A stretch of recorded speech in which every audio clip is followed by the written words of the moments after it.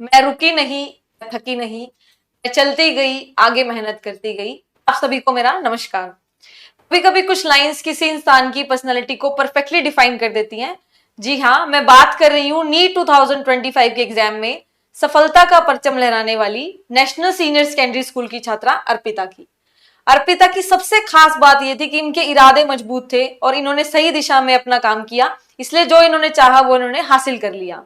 अर्पिता, मैं आपसे जानना चाहूंगी, इतने टाइम में क्या आपको कभी ऐसा लगा कि मेरा सिलेक्शन नहीं हो पाएगा? मैम, जब मार्क्स पे एग्ज़ाम में मार्क्स कम आते थे तब ये लगता था कि क्या तेरा होगा नहीं होगा, तेरे तो मार्क्स ही नहीं आ रहे या इंक्रीज़ नहीं हो रहे मार्क्स। उस टाइम पे एक बार ये फीलिंग आती थी, लेकिन पेरेंट्स ने बहुत सपोर्ट किया, मुझे मुझे मोटिवेट किया कि तू हार्ड वर्क कर, तू हार्ड वर्क ही कर सकते, रिजल्ट हमारे हाथ में नहीं होता। तो बस मैंने फिर अपना हार्ड वर्क पे ही फोकस किया था। अर्पिता, आपकी 10th स्टैंडर्ड में स्टेट लेवल पर पोजीशन थी और 12th स्टैंडर्ड में आप ब्लॉक टॉपर थे। तो ये टॉपर वाला प्रेशर भी क्या कभी आपके माइंड पे था एग्जाम टाइम में? मैम, टॉपर वाला प्रेशर इतना नहीं था कि मेरे को इसमें भी टॉप करना है, लेकिन ये था मैंने 10th और 12th में अपना 100% दिया था। तो मेरे को नीट में भी अपना 100% ही देना है। मैं जितनी हार्डवर्क या जितना मेहनत कर सकती हूँ मेरे को उतना करना है। अर्पिता, आज आपका इतना बड़ा सपना पूरा हुआ है, तो आज आपको कैसा फील हो रहा है? मैम, बहुत अच्छा फील हो रहा है। जो 2 साल से हम ड्रीम लेके चले थे कि मेरे को अपना नीट क्लियर करके गवर्नमेंट कॉलेज में एमबीबीएस करनी है, आज वो पूरा हो गया। तो बहुत खुशी है मेरे को इस चीज़ की। आपके जो पेरेंट्स है आपके हर मुश्किल समय में आपके साथ खड़े रहे, तो आज उनको कैसा फील हो रहा है? आपके पेरेंट्स का कैसा रिएक्शन आपके रिजल्ट पे? मेरे पेरेंट्स मेरे से ज़्यादा खुश हैं। उनका स्ट्रगल शायद मेरे से कहीं ज़्यादा ही था। मैंने जितना स्ट्रगल किया उनका उतना था, उससे ज़्यादा था।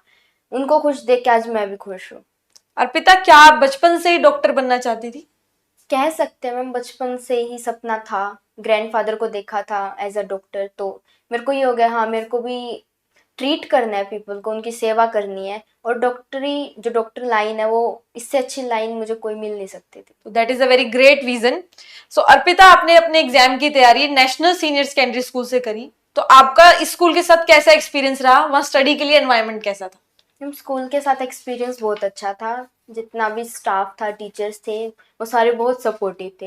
मेरे को डिमोटिवेटेड फील होता था, मैं टीचर से कांटेक्ट करती थी, वो मोटिवेट करते थे। कभी उन्होंने ये फील नहीं होने दिया कि नहीं तेरे पे नहीं होगा। उन्होंने हमेशा मुझे मोटिवेट किया। मेरे को जो स्टडी मटेरियल चाहिए था, जो भी मेरे को एक्स्ट्रा चीज़ चाहिए थी, स्कूल ने प्रोवाइड करी है। स्टाफ ने, टीचर्स ने बहुत ज़्यादा मेन रोल प्ले किया है मेरी सक्सेस में। और इन्वायरमेंट बहुत अच्छा है, कॉम्पिटिटिव इन्वायरमेंट हम कह सकते हैं। बच्चा अपना 100% पोटेंशियल दिखाता है। अर्पिता, क्या आपको हमेशा से उम्मीद थी कि आपका नीट का एग्जाम क्लियर हो जाएगा?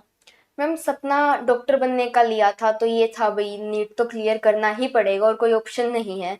तो मैंने ये सोचा था भाई हम अपना हार्डवर्क जितना कर सकते हैं 100% देंगे, रिजल्ट बाद में देख लेंगे। अर्पिता, आपको बहुत सारे स्टूडेंट्स भी आज सुन रहे हैं, तो जब भी हम किसी एग्जाम की प्रिपरेशन करते हैं तो उसके लिए हम एक स्ट्रेटेजी बनाते हैं। आपने इस एग्जाम की प्रिपरेशन के लिए क्या स्ट्रेटेजी बनाई थी जो हमारे दूसरे स्टूडेंट्स को भी हेल्प कर पाएगी? मैम, मेरी बेसिक स्ट्रेटेजी बस यही थी, मेरे को रेगुलरिटी मेंटेन करनी है। मेरे को जो आज टीचर्स ने होमवर्क दे दिया या कोई टास्क दे दिया, मेरे को आज वो कंप्लीट करना ही करना है। नेक्स्ट डे के लिए वो नहीं छोड़ना, क्योंकि वो फिर ऐसे ही बैकलॉग बनता जाएगा और बैकलॉग कवर होने में बहुत ज़्यादा टाइम लग जाता है। तो मैंने डेली का काम डेली किया, और टाइम अगर बच जाता था मेरे पास, फिर मैंने एक्स्ट्रा क्वेश्चन प्रैक्टिस करी थी उस टाइम में। अगर हम नेशनल स्कूल की बात करें अर्पिता, तो आपके वहां बहुत सारे मेजर और माइनर टेस्ट होते रहे, तो इन टेस्ट ने आपकी कैसे हेल्प करी एग्जाम प्रिपरेशन में? मैम, एग्ज़ाम प्रिपरेशन में टेस्ट ही मेन रोल प्ले करते हैं।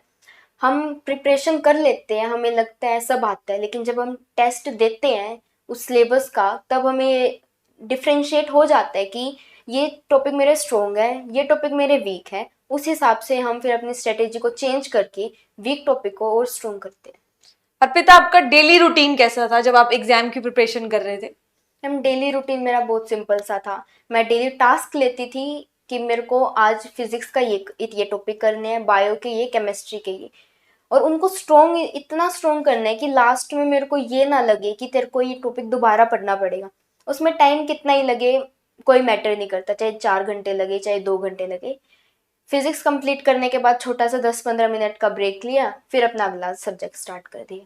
अगर हम आपके सब्जेक्ट्स की बात करें, तो आपने फिजिक्स की प्रिपरेशन के लिए कैसे प्लानिंग की थी? मैम फिजिक्स हमें सोनू सर ने पढ़ाई थी स्कूल में। उन्होंने बहुत अच्छे से कंसेप्ट क्लियर करे थे। हमारे बेसिक कंसेप्ट बहुत स्ट्रॉन्ग थे। वो बेसिक अगर हमारे स्ट्रॉन्ग हो ना तो क्वेश्चन अटकते नहीं है, क्वेश्चन सोल्व हो जाते हैं। तो इसके लिए सोनू सर का बहुत बड़ा रोल था। तो अगर आपके कोई क्लास में कुछ डाउट्स रह जाते थे तो वो बाद में टीचर्स कैसे क्लियर करते थे उनको? मैम डाउट्स या तो मैं कोशिश करती थी कि मैं क्लास में ही सॉल्व कर लूँ, उनका कोई मेरे को बाद में ना लेना पड़े टीचर से। अगर कुछ रह भी जाता था तो मैं टीचर से फ्री टाइम में ले लेती थी या उनके पास मैसेज कर देती थी। मेरे डाउट्स अच्छे से क्लियर कर देते थे टीचर्स। तो जैसा कि आपने अभी सोनू सर के बारे में बताया, यदि और भी स्टूडेंट्स उनसे जुड़ना चाहें तो कैसे जुड़ सकते हैं वो? मैम अब सोनू सर ने अपना एक यूट्यूब चैनल ओपन किया है, पोल स्टार फिजिक्स एकेडमी के नाम से। आप वहाँ से अपनी फिजिक्स स्ट्रॉन्ग कर सकते हैं और वहाँ से पढ़ने के बाद शायद आपको ज़रूरत नहीं लगेगी कहीं और से करने की। अर्पिता, आपकी हॉबीज क्या क्या है? हॉबीज़ मैम ज़्यादा नहीं है, साइकिलिंग है, पेंटिंग है, क्योंकि एग्ज़ाम प्रिपरेशन के टाइम पे मैंने अपनी प्रिपरेशन पे ध्यान दिया था। थोड़ी हॉबीज़ मैंने बैकलॉग रखती थी। ओके। तो स्कूल में आपको जो study material like modules, DPP assignment मिलते थे, उनकी क्वालिटी कैसी थी? मैम उनकी क्वालिटी बहुत अच्छी थी। एग्ज़ाम सब्जेक्ट रेलिवेंट थे। निट में हमें जितना करना होता उतना था। हाँ, कुछ पॉइंट एक्स्ट्रा थे। शायद उन्होंने मुझे हेल्प करी निट 2025 क्लियर करने में, क्योंकि ये पेपर बहुत हट के आया हुआ था। कहा जाता है भाई आज तक का सबसे टफ पेपर था, तो कुछ एक्स्ट्रा आपको पढ़ना पड़ेगा। तो जो स्कूल ने नोट्स प्रोवाइड करे थे, डीपीपी दी थी, वो बहुत रेलिवेंट थी। मेरे को उन्होंने बहुत मदद करी थी। अर्पिता, एग्जाम प्रिपरेशन में एनसीईआरटी बुक्स का क्या रोल था? मैम नीट के लिए कहा जाता है जो बेसिक है वो एनसीईआरटी ही है। आपको एनसीईआरटी इतनी स्ट्रॉन्ग करनी है कि कोई पॉइंट अगर एनसीईआरटी से क्वेश्चन बने तो वो आपका छूटे ना। बायो को तो जितनी बार पढ़ो उतना ही कम है, वो तो ऐसे आपको टिप्स पे याद होनी चाहिए बायो की एनसीईआरटी। फिजिक्स की बात करें, फिजिक्स आपको बार बार नहीं पढ़नी एनसीईआरटी से। कुछ टॉपिक्स होते हैं, कुछ पॉइंट होते हैं, आप उन्हें नोट डाउन कर लो, उनको रिवाइज करो, मोर देन इनफ है। केमिस्ट्री में कहा जाता है भाई मैंने इनऑर्गेनिक की तो एनसीईआरटी ही पढ़ी थी, उसके अलावा जो नोट्स थे स्कूल से वो किए थे, इससे ज़्यादा नहीं किया। ऑर्गेनिक की एनसीईआरटी से एक बार गो थ्रू हो सकते हो, वरना एनसीईआरटी में थोड़े कम ही रिएक्शंस होती है, कुछ एक्स्ट्रा आपको करनी पड़ती है। फिजिकल में कुछ असर्शन रीजन कभी कभी बन जाते हैं, तो उसके लिए एक बार गो थ्रू हो जाओ एनसीईआरटी से। अर्पिता बेटा, आपने 3 आवर एग्जाम ड्यूरेशन में अपने आप को काम कैसे रखा? मैम सबसे बड़ा चैलेंज तो एग्ज़ाम सेंटर में यही था कि एग्ज़ाम ड्यूरेशन में आपको खुद को काम रखना है, पैनिक नहीं करना। पैनिक करने के बाद पेपर अच्छा नहीं जाता। जो आप एक्सपेक्ट कर रहे हो, जो आपका हार्ड वर्क है, वो आपको रिजल्ट वैसा नहीं मिलेगा जैसा आपने एक्सपेक्ट किया था।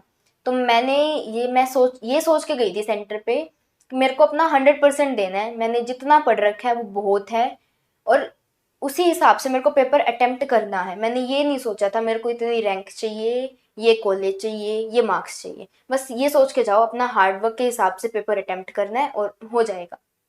अर्पिता, एग्जाम के दौरान क्या आपके माइंड में कोई एग्जाम फियर भी था? बस ये था मैम कि मेरे को अब की बार क्लियर करना है एग्ज़ाम, और जो मैं ड्रीम लेके चली थी, जिसके लिए मैं इतनी मेहनत कर रही थी, मेरे को वो हासिल करना है। ज़्यादा फियर तो नहीं था कुछ। अर्पिता, अब आपका डॉक्टर बनने का सपना पूरा होने जा रहा है, तो आज आपको कैसा फील हो रहा है? बहुत अच्छा फील हो रहा है मैम। जो 2 साल जो सोच के हमने मेहनत करी थी, वो आज सपना पूरा हो गया।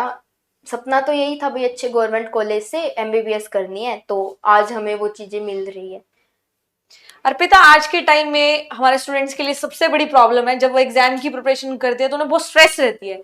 तो स्ट्रेस मैनेजमेंट के लिए आप क्या एडवाइस करोगे स्टूडेंट्स को? मैम स्ट्रेस मैनेजमेंट में एक तो खुद का रोल होता है, हमारे साथ साथ पेरेंट्स का रोल होता है। पहली बात, हमें स्ट्रेस लेना ही नहीं किसी चीज़ का। अगर इन केस आपको ये लग भी रहा है मेरे मार्क्स नहीं इम्प्रूव हो रहे या मेरा नहीं होगा, ये सोचो रिजल्ट आप नहीं डिसाइड कर सकते। आप सिर्फ मेहनत कर सकते हो, हार्ड वर्क करो, रिजल्ट को छोड़ दो। हार्ड वर्क के हिसाब से आपका रिजल्ट आ जाएगा। फिर दूसरी बात, पेरेंट्स को बहुत सपोर्ट करना चाहिए अपने बच्चों को। जब उन्हें लगे कि मेरा बच्चा डिमोटिवेट हो रहा है, उसे मोटिवेट करो। उसे ये मत कहो कि तुम्हारे मार्क्स इतने ही आने चाहिए। उसे कहो हार्ड वर्क करो, मार्क्स बाद में देखते हैं। कोई आप मैसेज जो देना चाहोगे पेरेंट्स को और स्टूडेंट्स को? मैम स्टूडेंट्स के लिए तो बस यही मैसेज है कि हार्ड वर्क ही है, hard work is the key of success. उसके अलावा आप कुछ नहीं कर सकते। आपके अंदर जितना पोटेंशियल है वो दिखाओ, उससे एक्स्ट्रा कुछ करने की कोशिश करो। लेकिन ये मत सोचो कि मेरे को पहले ही आप रिजल्ट के बारे में सोचना शुरू मत करो, क्योंकि फ़ायदा नहीं है उस चीज़ का। आप उस टाइम हार्ड वर्क कर रहे होंगे, रिजल्ट नहीं कर रहे होंगे। और पेरेंट्स के लिए ये है भाई, बच्चे को हर टाइम मोटिवेट करो, उसका साथ दो, फिर उसको ये मत फील करवाना कि नहीं होगा तेरा, तू नहीं कर सकता, या कुछ भी ऐसी चीजें। So today we learned so many things from Arpita, that keep trying, be calm, be patient. So again, congratulations, Arpita. Thank you. Thank you for sharing your journey with us.